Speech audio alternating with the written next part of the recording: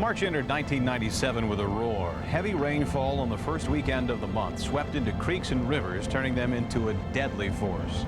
In the next hour, a disaster unfolds. Relive how rivers of rage created the biggest flood in our area in 3 decades.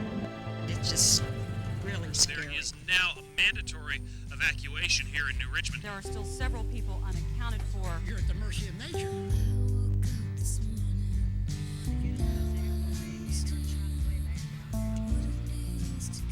It's the worst thing that I've ever been through. I can't believe any of this. You know, everybody will pitch in and we'll work and clean them back up, and we'll just go on and be as pretty as ever.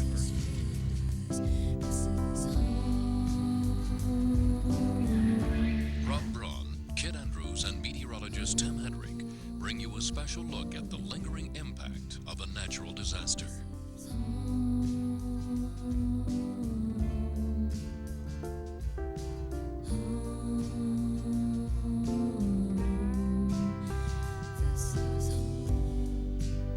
A special presentation from 12 News. The Flood of 97, Rivers of Rage. Hello and thanks for being with us. We're here on the banks of the Ohio River, where today there are only traces of the flood of 1997. As you well know, it was a much different landscape during the first week of March. In this special program, The Flood of 97, Rivers of Rage, we're going to take you through the first 12 days of March. You'll see how this natural disaster unfolded, unleashing a shattering impact on thousands of people.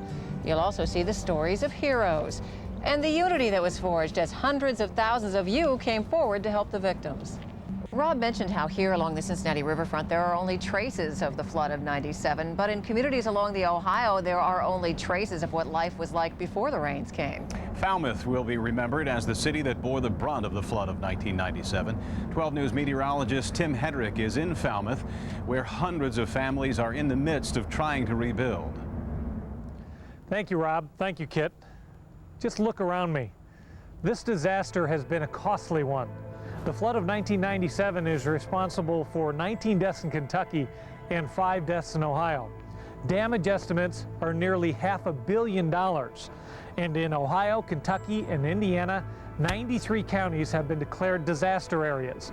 I want to take you back to the birth of the disaster, Saturday, March 1st. Many of the problems started in southwestern Ohio, Adams County, and right here in Falmouth.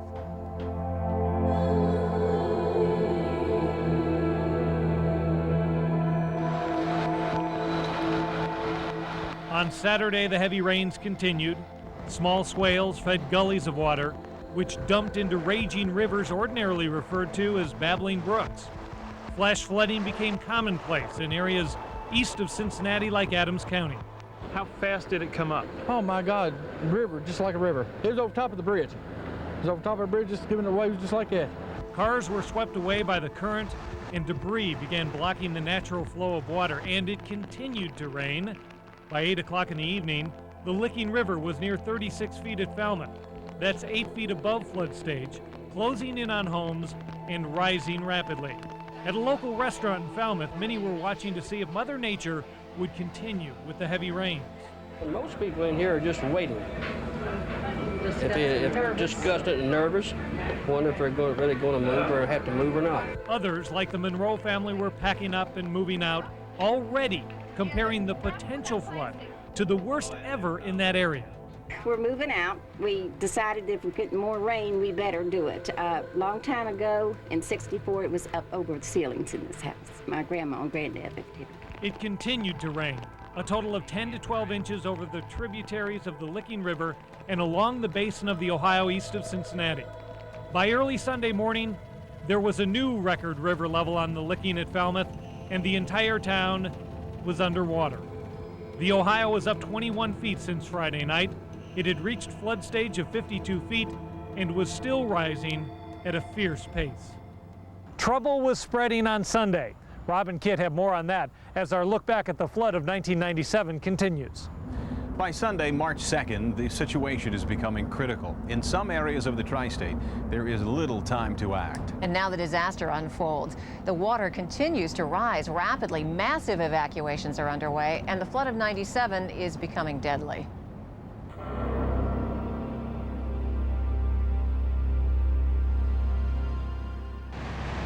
Adams County, Ohio was hard hit by flash flooding.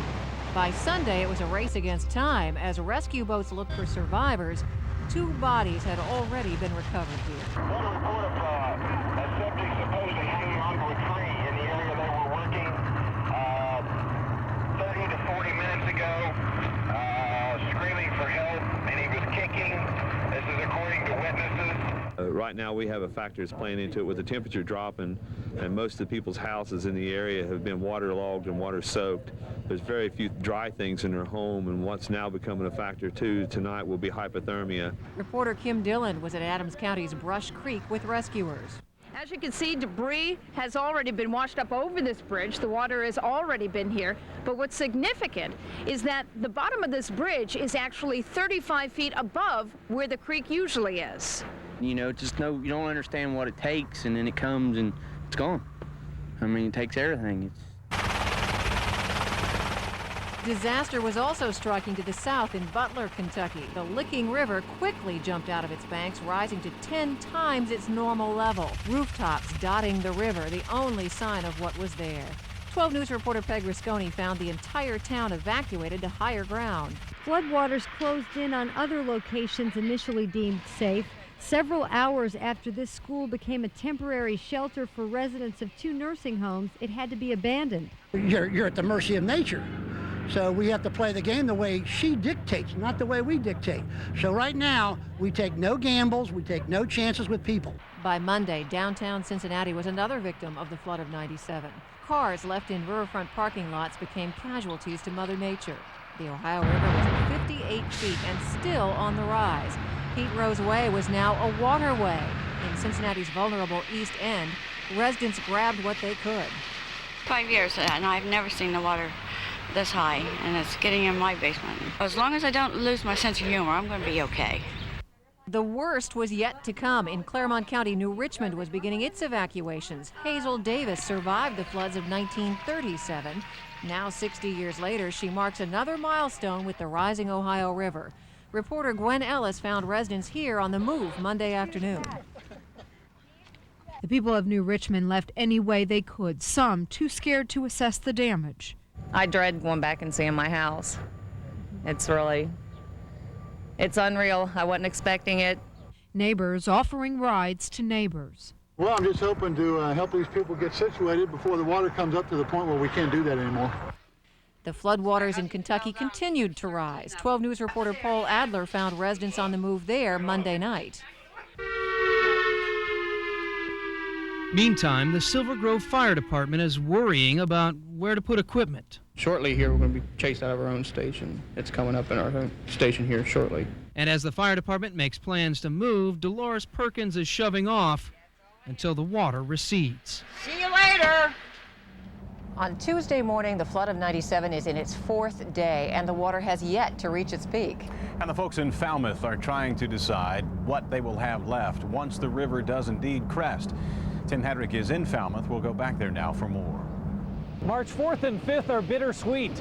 The Licking River had already crested at an all-time record level, but the crest was still coming on the Ohio, and the light at the end of the tunnel was not very bright.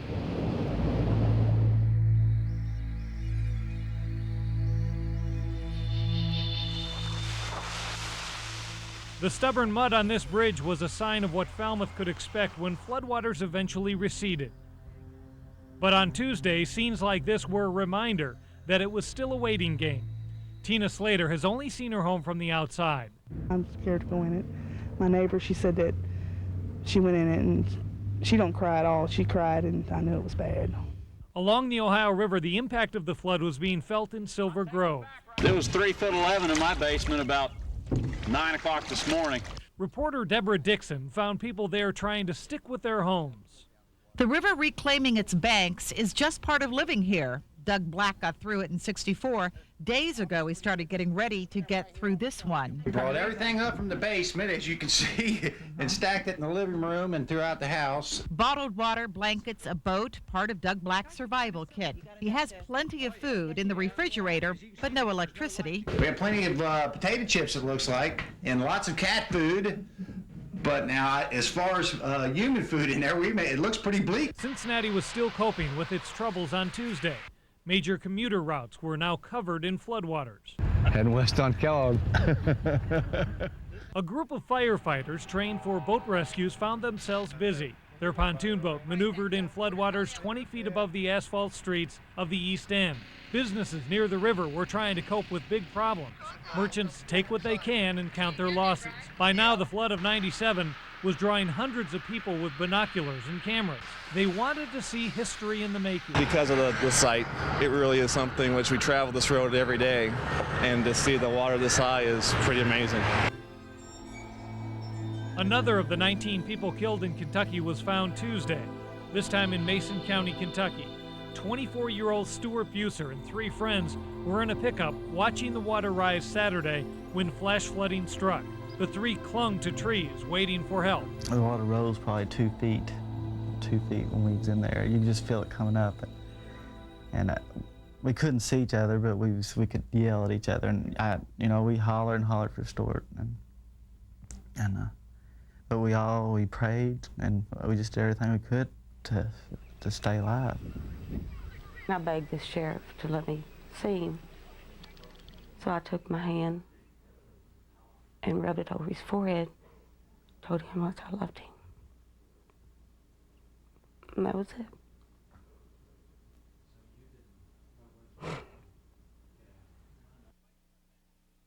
Wednesday brought a vice presidential visit. Al Gore was to tour Kentucky flood damage, but poor weather conditions kept his helicopter grounded. He toured Cincinnati's riverfront with Mayor Roxanne Qualls. On behalf of the president and the country, let me just say that the entire United States of America will come together to help Cincinnati and the surrounding areas on both sides of the river to recover from this flood. In Newport, city officials erected another flood wall. For the first time ever, the wall went up, protecting Route 8. Doing it as a precaution, even though the river's forecast to crest lower than that, we still need to take this precaution because of the lead time we need for the construction. Dearborn County, Indiana was hard hit as well by the rising Ohio. 12 News reporter Deborah Dixon found that area in a crisis. Indiana's Route 56 through Aurora. The road signs are now river markers. About half the city is underwater, about 5.5 feet now, judging from the 7-foot high doors of riverfront businesses. There's the driest car in Aurora. Barely anything was dry in the little town of Falmouth come Thursday. The river levels were falling. However, the tensions were on the rise in this little town and in other little river communities. You see, on the 6th of March, that was Thursday, they started to assess the damage.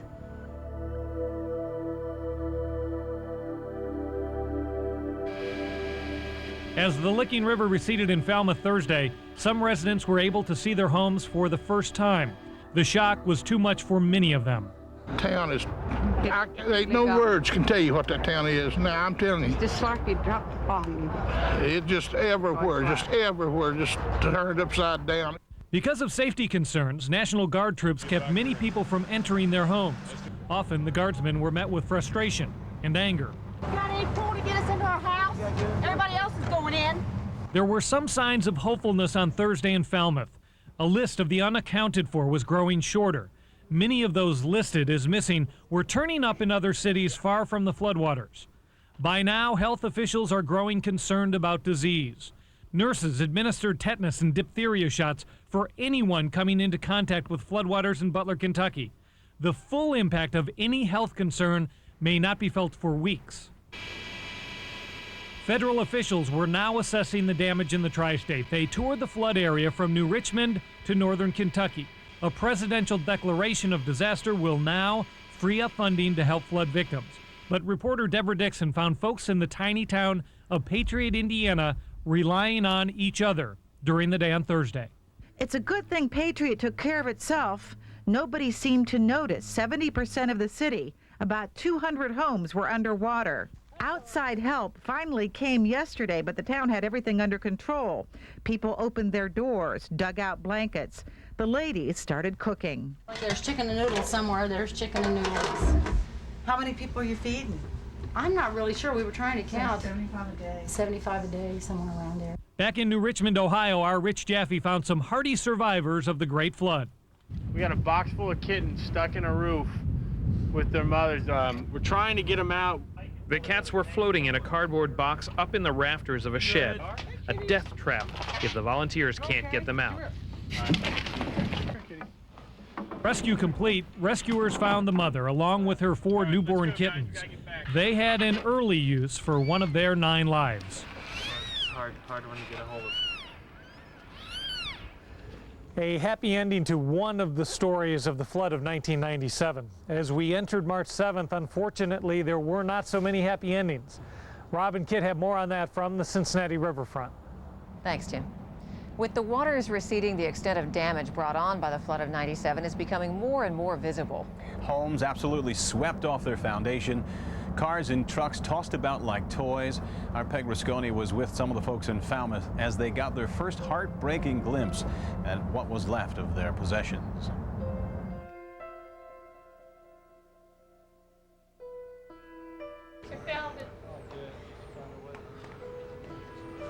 Lisa McQueen found something she couldn't replace. What'd you find? A wedding ring. A wedding ring. How were you able to find that out of the mess in there? I had to dig for it. Must have been really important to you. Yeah. I don't think we can save my wedding dress though. We're sure gonna try to take it and try to. Is that what you got? Yeah. Looks like you got some pictures too. Yeah. In this flood-ravaged community, neighbors who had doors forced them open with a sense of dread.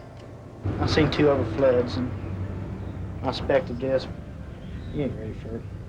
Many seemed unprepared for the town they returned to, saying it looks little like the neighborhood they fled this weekend. This one over here belongs to Steve Larnaker. This one here belongs to Trish and Gilbert.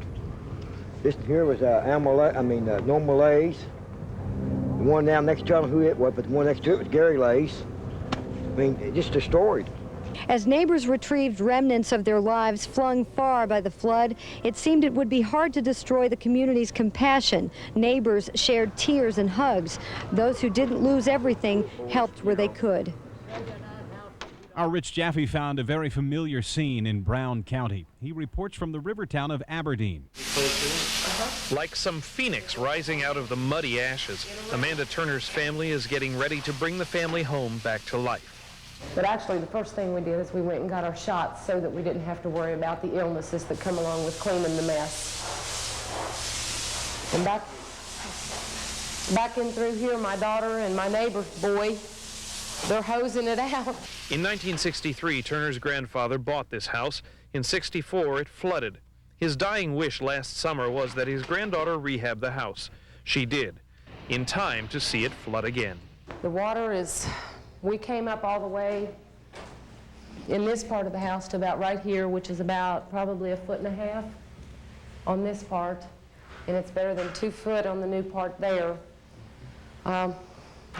I guess we're ready to change after we got done. We're ready for a new one.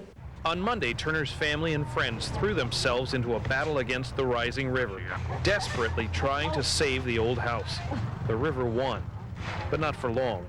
Like thousands of other flood survivors, Amanda Turner is dedicated to reclaiming the home she loves. I could have lost one of my kids or my husband. These are material. And I found that the memories are in my heart, not in the house. The hoses were out Friday in Aurora, Indiana as well. Firefighters tried to wash away some of the mess left by the flood of '97, but the emotional impact of the disaster could not be dealt with so easily. On Friday night, Gwen Ellis found the flood a popular subject of a group of children in one emergency shelter. Lots of blue, lots of raindrops. Children seem to know when something scary's coming. There was water coming through the sewers, and then it was covering the streets. When it was raining, it was getting worse. The rain couldn't help the flood. Were you scared? A little. What were you scared about? That my shoes would get wet. Everything that my mama owned, it got destroyed. And it's probably up on the steps in our house. Their uncle checked on their home in a canoe. The Huff kids haven't actually seen their house yet, but they can picture it. The house, the rain and the water. And what's that? The stop sign. And so the water comes up there on the stop sign? It goes farther. It goes up to there. And here's that stop sign, how the children marked the destruction. This is the Huff Street, Kellogg Avenue. This is what the kids have to come home to. It's not too far off from the pictures they drew. Now a 5-year-old worries about her dolls. My babies might be flooded. Your dolls? Are you worried about that? Do you think you're ever going to get your old house back? Probably. Do you think it'll be like normal? Yeah. What are you going to remember most out of all this stuff? Cleaning it up. Sometimes everything seems clear in a child's mind. Saturday and Sunday, March 8th and 9th, would be cleanup day for the thousands of people affected by the flood of '97. And for some folks, it was the first chance to see if there was anything left. As Tim tells us from Falmouth, the forecast was having a psychological impact.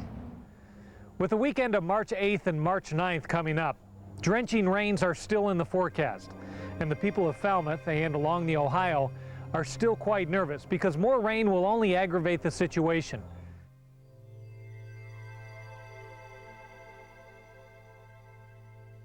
I flooded down there, and then my family said, well, you ain't gonna flood by yourself, so, just come right on up the road and got them too. Most of Wendell Kinman's family lives in Prestonville. In-laws, cousins, and nephews, all casualties in the flood of '97. One guy said he lost hope. He wants to have hope, and then he lost it all. I ain't losing that. We gotta build it back, and we will. Kinman hasn't seen his house since Thursday, just after the crest. Today, he's optimistic. My kids are healthy, my wife's healthy, I'm healthy. That's all you need. If you got that, you got everything. As we approach his flooded home, Kinman's optimism turns to sudden despair. I was hoping that wouldn't happen. Yeah, it did. Look at the roof, it's buckled. Doggone it. Didn't think it'd move. See where my roof is buckled up there?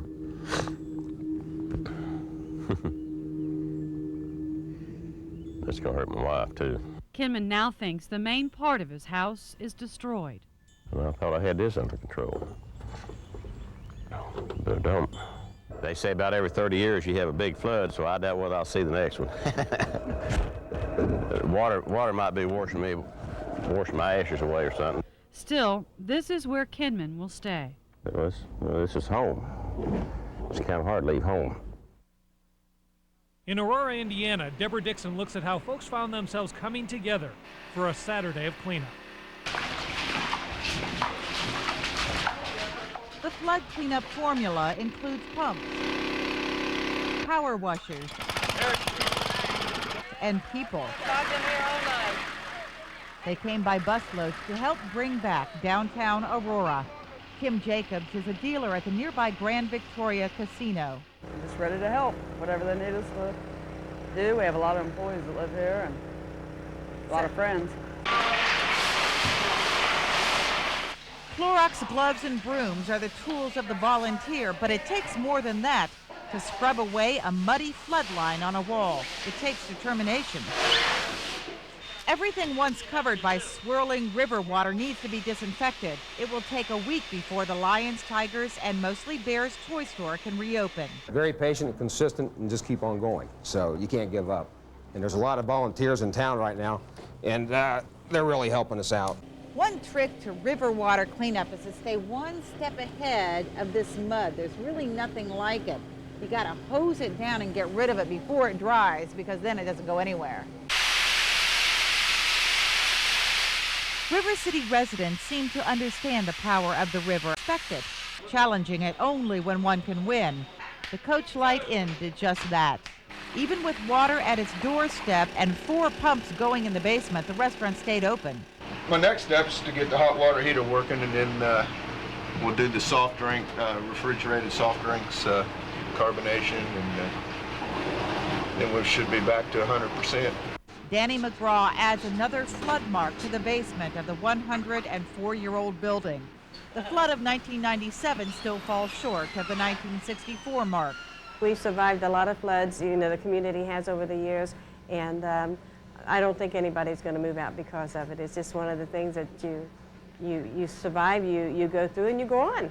For years, Coach Light and patrons have looked at the building in historic flood pictures. 1884, 1937, 1964. They look and try to imagine. They don't have to imagine anymore. Meanwhile, back here in Falmouth, Gwen Ellis found the uphill battle continuing. The power washer can rinse away the mud, but it can't erase the sadness the Conrads feel about their family business, a hardware/furniture store his father bought when he was 5. You know, I've always worked 75-hour weeks and don't mind it. I like it. It's all I've ever wanted to do, run a hardware store. I might not get to. Now, the chimes they sell remind them of the night they fought the Licking River and lost. Some of the businesses in town have suffered the same type of structural damage the homes have. In fact, they've been rocked right off their foundations. Now they're knocking down, throwing out, and scraping off all across town. The DQ promises to be okay. It's been all the way to the ceiling, but we'll come back. We'll be back. Don't worry about the dairy. We'll be back. Even insurance companies couldn't stop the act of nature. Neither could churches. The Falmouth United Methodist congregation now houses waterlogged pews. Whatever message you get from the waters, the message of Christianity is God is with us in the flesh, God incarnate. And we see God at work with the people coming from all over. The inspiration from volunteers is boosting the morale of the faithful, including a couple who own a family store. They now believe they can indeed rise from the dust. As heavy rainfall fell on Sunday afternoon, the heavy equipment was out in New Richmond, Ohio, which has paid a heavy price in the early days of the flood. Like in so many communities, there was little to do but pile lost possessions on the side of the road. In Newtown, pumps were working overtime. This community has seen flooding created by backflow from the Ohio River, not the neighboring Little Miami. And in Pendleton County, Kentucky, Cheryl Case found folks trying to find a bit of humor whenever possible. I found Billy's diploma from high school. We know he graduated now. It was a day of discovery in Falmouth. Items tucked away for safekeeping, now among the few things salvaged from the flood of '97. In the downtown business district, volunteers salvage what they can from a shoe store. Hey, I think we got a pair. All right. It is difficult to comprehend or communicate the loss here. That's what I got left. One might consider renaming this town along the Licking River, for it will never be what it was. When you look at what you had and you think about what you got, I don't know if there'll ever be another up moment. As afternoon rains move in, these residents know they will never look at showers like this ever again. Is it going to come back up? Is it going to come back after what it left, or come back to get the rest of what it didn't take? 3/4 of an inch of rain would not be enough for more flooding. So finally, by Monday, March the 10th, the Ohio River would finally fall back to flood stage. Rob and Kit are standing by with a look at what a difference a few days will make. Of course, the flood of '97 drew thousands of people to the riverfront, and many flood watchers came with cameras to get a record of this disaster to look at for years to come. One of the best views of the river came from the observation deck of Cincinnati's tallest building. We sent a camera crew to Carew Tower on March 5th. This is how the riverfront looked on that day, panning from the stadium over toward the businesses along Pete Rose Way. Now take a look at the river from the same vantage point on Monday the 10th. As you can see, the Ohio River has dropped considerably. But the 10th and 11th of March were not necessarily the days that brought news of joy. On Monday, the Montgomery Inn Boathouse on the riverfront was open for business again, but the rowing and fitness center underneath was a mess. Workers determined it would stay closed for up to a month. Meanwhile, the fight against mud continued in rural areas. Gwen Ellis traveled to Neville in Claremont County. That's garbage. Let's get that out. We'll just set it outside. This is exactly what Mike Christopher fought to prevent. As mayor of Neville, he's tried for the last year to limit flood damage through a FEMA program. Now the information itself is a flood casualty. Here's what the survey looked like. The Christophers passed out surveys to every home. No one in town supported what they did. A $12 million offer from the federal government to buy out the town and move it to higher ground. The one thing you can never play with is Mother Nature. And here she is, you know, and it destroys lives, homes, everything. And it's a shame.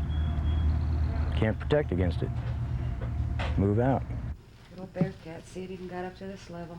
As village clerk, Carol Christopher says obviously the program wouldn't have been finished in time, but it's possible 26 of the 76 homes could have been moved because they're mobile homes.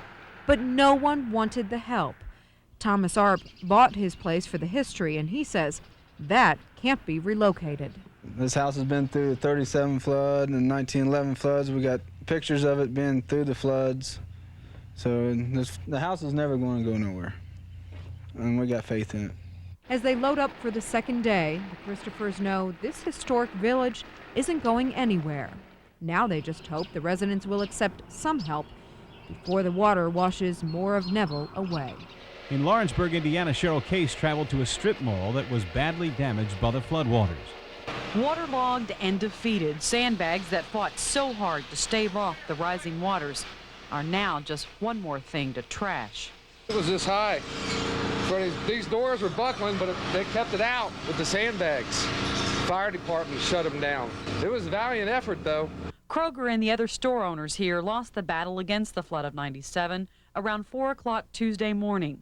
The strip mall, surrounded by higher ground, filled like a basin.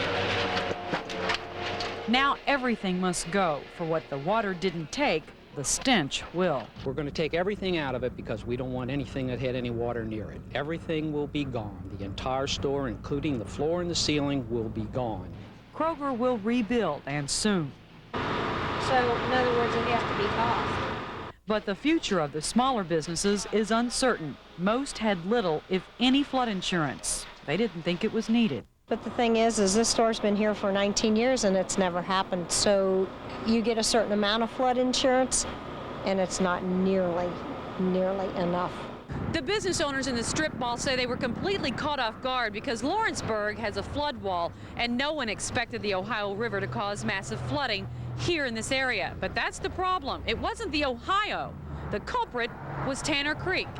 Lawrenceburg's a big area and nobody got flooded but here. Why? Usually have pumps running down the far end there. They have water coming up the parking lot. No pumps this time, no advance warning. Just had like 6 hours to get out of here, and that was it. On Tuesday, March 11th, Rich Jaffe found drinking water to be a precious commodity in some communities. Married only a couple of months, Tammy and Randy Altman have had their lives turned around by the flood. No longer able to live in their apartment, the Altmans and thousands of others have a desperate desire just to get back to normal. We were excited. We had a party because we had our electric turned on yesterday. I mean, it was like, we're going to celebrate, you know? And it's the simple things that are like keeping us going, so. Simple things like being able to turn on the tap and drink the water. Exactly. It's not so much what you see in the water that's a concern. Floodwaters can carry a long list of bacteria, viruses, and parasites. Currently in the flood area, there are about 50 water systems asking people to boil their drinking water. While only a few have confirmed contamination, the concern is very real. We are asking that they observe the boil advisory and boil all water before drinking it, or drink bottled water or water that's been emergency disinfected, with chlorine bleach or something. We've been requiring the restaurants to not serve drinking water until such time as the boil advisory is being lifted. The pumps here in New Richmond are actually built to sustain the 100-year flood level. This time the water only got to about here, so the pumps themselves never really got into the contaminated water. The question for New Richmond now and many other water districts is, did the floodwaters contaminate the aquifer hundreds of feet below? People make baby bottles and make formula and things out of these waters, so we're reaching to a point now where we're trying to find some normalcy in the village and get people's lives back. One of the priorities is to work with the water, make sure that you're giving them the safest water possible. The results of tests taken on New Richmond's well water should be back in the next few days. They hope to lift the advisory here on Friday. Fire departments have done their share of rescuing during the flood of '97, but Dave Burchell found the volunteer fire department in Silver Grove, Kentucky in need of help. Dayton, Kentucky firefighters are making runs in Silver Grove today. See, we had cylinders in here. For example, this is our storage rack. Even part of the rack's gone. You know, it floated out. The Silver Grove Volunteer Fire Department is still counting up its losses in the flood of '97. A water line on a fire station window points to the depth of the problems this department now faces. Insurance adjusters were tallying it up today. This is where we had a lot of electronic equipment, our pagers and stuff. But insurance may not cover the replacement of costly, state-mandated training materials. It is very important that we have the equipment that they require us to have. Like we lost a lot of communications equipment, all this stuff is stored. We lost some of it out here in the field. Just guys working come off their hip, they never knew it. I mean, it's gone. The department's entire training and administration building was flooded. Donations are already coming in. This is the kind of thing that's going to get us back in shape. And they called me the other day and asked if we needed help, and there's a check for $500. In the weeks ahead, the Silver Grove Fire Department will be starting over. We're going to have a fish fry this Friday, and they're jokingly saying they're going to have a special on mudcat and carp. Seafood was no laughing matter here in Covington. Cheryl Case has the story of a fledgling shrimp farm literally washed away by the flood of '97. It's a cruel twist of fate of everything needed to keep the Bluegrass Shrimp Company afloat is also responsible for its demise. You know, you just got to take the bitter with the sweet and go on, I guess. That's all I know. Today, the Covington Freshwater Shrimp Farm is all washed up thanks to the Licking River. The water, now receding, all but swallowed the barn where tens of thousands of shrimp larvae prepared to hatch. Now there will be no baby shrimp to plant for the June crop. It was a different story last October. The farm harvested 700 pounds of shrimp, quite a feat for a farm barely 3 years old. This year, it'll be lucky to have a crop to plant. The ponds have drainage problems now, and the equipment is gone. It's all down probably in the Ohio River, heading to New Orleans, I would say. Not all of the equipment is floating downstream. Much of it, like these shrimp habitats, got trapped between trees. And the Prices say they are still trying to retrieve equipment that got as far away as a mile that way down the river. The total loss hasn't been tallied. It's more than the company will care to count. But Kentucky's shrimp farming industry could pay the ultimate price. This farm was part of a program designed to encourage Kentucky farmers to take on aquaculture. Now it seems the Licking River may have washed that encouragement away. It's all got to be cleaned up and redone and everything else if we, you know, decide to go on with the shrimping. Another flood was on the horizon for Wednesday the 12th, but this was a flood people welcomed. Thousands of people packed Fountain Square for a fundraiser called Flood the Square. The event was the brainchild of WLW's Bill Cunningham and our own Tim Hedrick. Tim. On Wednesday evening, March 5th, the water was just coming down in Falmouth, but the Ohio River was just cresting at Cincinnati. It became more than apparent at that point that the burden on agencies like the Red Cross would be enormous because of this disaster.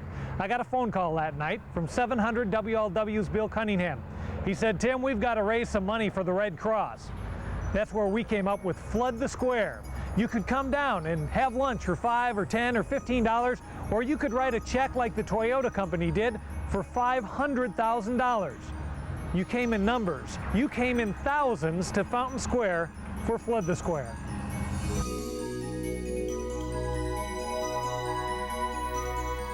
These are the sights and sounds of people helping their neighbors and helping other people they've never met, the victims of the flood of '97. And hello, everybody. Cammie and I are reporting live today from the Westin Hotel in downtown Cincinnati. Yeah, this is pretty exciting because we have the best vantage point right now of all that's going on down there on Fountain Square. Take a look at this down here. You know, you really can only describe it as an outpouring of love for people whose lives have just been devastated by the force of Mother Nature. We're going to check in live with Tim Hedrick right now. He's down by the stage somewhere out there in the crowd. Hi, Tim. Well, good afternoon, Cammie. Bill Cunningham has had the stage now for about an hour and a half, and I think he'll have it till about 4 o'clock this afternoon, which is just fine. He's raising a lot of money for the Red Cross today. This is Flood the Square. I don't know how many people are here, but they're doing good work, and they're donating a lot of money, which will go directly to the Red Cross. All of these people donated their time, their services, and their food. So all of the money that comes in today is going to the Red Cross. JTM is here, La Rosa, Skyline Chili, the Montgomery Inn, Domino's Pizza, Gold Star Chili, Long John Silver's, Papa John's Pizza, Grody Bakery, Dairy Queen, 7-Up, Coca-Cola, Pepsi, Cumberland Mountain Water. It's really a celebration of humanity this afternoon. While we did lose a lot of souls and a lot of towns were devastated, it's nice to see so many people come out to Fountain Square, so many people donate their money. Right now they're going to start some corporate donations. One of those donations is from Toyota, $500,000. Another corporate donation will be from Provident Bank and from Thriftway. They sold the ribbons, and that check will be for in the neighborhood of $80,000. Earlier today, people were walking up to me and giving me checks to give to the Red Cross. GE service employees walked up with a check for better than $1,000. It's Flood the Square, and I think Billy's in charge right now. They're going to have a few more dignitaries speak, and then the checks will be presented. Of course, there's entertainment down here as well. People and companies all over the tri-state have been showing their generosity. That's right. People have volunteered their time for everything from helping out at the relief centers and also in the cleanup efforts, too. Several tri-state companies have made huge donations. Take a look at this. Tim mentioned this just a little while ago. Toyota, $500,000. Synergy donated more than $123,000. And McAlpin's gave $15,000. Now, Channel 12, along with Provident Bank and also the Thriftway stores, last week we sold those blue ribbons for relief. The effort raised almost $80,000. And 12 News anchor Rob Braun is about to make that check presentation to the Red Cross. Rob? Hey, thanks very much. Hi, Cammie. Good afternoon, everybody. Welcome back live to the Flood on the Square. We have been collecting money with your help. This is actually your money, and today we're going to actually give it to the Red Cross. I'd like you to know exactly where your money is going. Lots of folks to introduce, not a lot of time. This gentleman is with Provident Bank. Your name, sir? Jerry Grace. Jerry, thanks for being with us. And you are with Thriftway? Yes. Jerry Heidenreich. Also with Thriftway? Yeah, Nelson Rodenmeyer with Thriftway, yes. And I'm going to get to you in just a second, Pat. You get all the dough today. Chuck DeVindra with Channel 12. Glad you're here. Yes. I just want to say thanks for everybody and our partners, Provident Bank and Thriftway, who helped us again this year. On behalf of them and 12 WKRC, I have a check for $80,786 from Ribbons for Relief. Say that again, $80,786. Chuck DeVindra to Pat. What do you think about that? Oh, this whole event is absolutely overwhelming. You know, we're 12 days into this flooding now. It began on March the 1st, and there's still many, many weeks to go. But I'll tell you, this has lifted our spirits more than you can possibly imagine. And we just want to say a very heartfelt thank you to each and every one out there who has supported us. We've got a big job to do, but we're going to work very hard to get it done. Doing a great job, thanks to the help of Nancy Shellhouse, too. This is not the end of it. We also have additional big money from Thriftway. Tell us what you're going to do. On behalf of all the Thriftway and Winn-Dixie associates throughout the Midwest, we'd like to present the Red Cross with another check for $50,000 for the area relief effort. Say that again, if you would. An additional $50,000 on top of the Ribbons for Relief monies. So we've got $80,000 plus $50,000 going to the Red Cross. It's from you. We ask you to help. We live in this part of the country because you take care of each other. That's what we've done today. Big money on the square for the victims of the flood of '97. Tri-Staters will remember Flood the Square.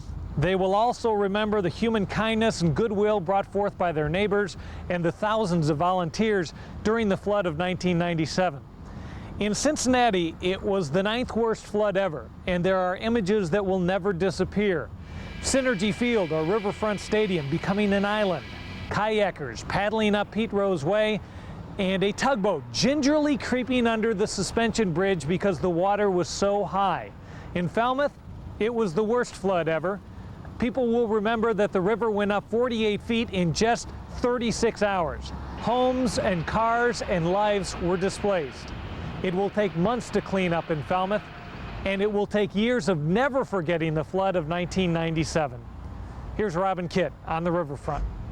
For most of us who weren't old enough to remember the flood of 1937, this was a startling event. It sure was. I remember reporting on the news, don't come to the river. You're causing traffic jams. And at the same time, I was saying to myself, how can I get my kids down here to take a look at this? Because it really was something to see. It was history in the making. A lot of folks got to come down and see it.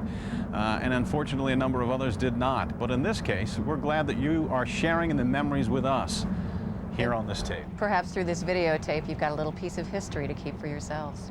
Thanks for joining us. Everything's gone. We have nothing that we can even save. I've never seen it like this. It's just really scary. Yeah, we prayed all night. It scares you, you know. You got to be scared. I've seen babies crying, parents crying, don't know where they're going to go, what they're going to do, where they're going to live. I'm going to lose everything I got. Trying to get pictures out. It's just devastating. I can't believe it's just standing.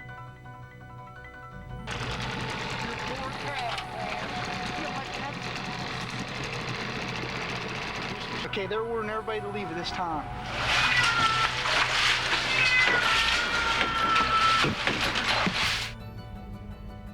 Got my kitty.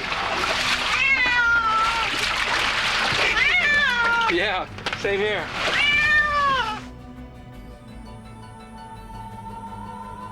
Come here, cat. Here, cat. Come here, baby. Here. Now you happy. We stood out front Sunday morning. You could hear people screaming to get them off their roofs, and there's nothing we can do. It reminds me of some of the bombing raids that were done in Europe and just wiped away. It's like a bomb. It doesn't look like a flood. I mean, the river is the attraction. Today, unfortunately, it's just a little closer than we usually like. Everything that my mama owned, it got destroyed. They said there wasn't nothing they could do. Said the current was up too high. The one thing you can never play with is Mother Nature, and here she is. we are disinfecting and cleaning and just washing cleaning them. so we can have ourselves a flood sale. I thought I had enough covered, but I don't know. That's what we need, is a lot of prayers. Thanks to these wonderful people, we're going to be high and dry. So.